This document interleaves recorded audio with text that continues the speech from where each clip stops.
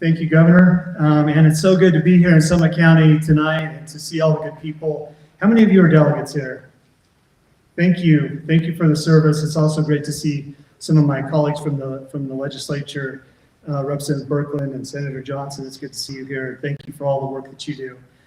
I'm from Blanding, Utah. My name is Phil Lyman. My wife Jody and I have 5 children and 17 grandchildren. They're very competitive with each other, so we have a lot of grandkids. About 2 years ago, my 2 oldest boys moved back to Blanding. My oldest son's an orthopedic surgeon. His little brother is a family doc, and between them, they brought some grandkids. I had 4 little granddaughters between the ages of 6 and 9, and my wife started up a thing she called the Cousin Caucus. I renamed it, she called it Cookies in the Constitution. I renamed it the Cousin Caucus, but in that caucus, they were learning the preamble of the Constitution. There's nothing that touches your heart more than hearing your little granddaughters recite the preamble of the Constitution that says that the whole purpose of the Constitution is to secure the blessings of liberty to ourselves and our posterity. That's what we're doing as delegates. That's what we do as parents. A state that doesn't understand the role of personhood is liable to misunderstand the role of parenthood. We watched our kids masked and our parents prosecuted at school board meetings in the last few years. That should never happen in a state.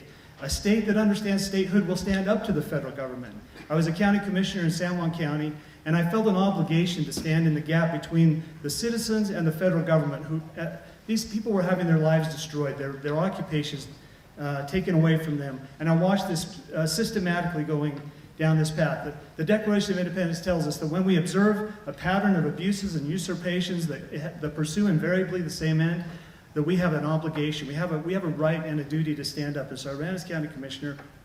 I stood up to that. It ended up costing me dearly. I was prosecuted by the federal government, went to jail, got a mugshot before they were cool, and then I ran for the state legislature. It turns out that the people in my district respected somebody that would stand up to the federal government.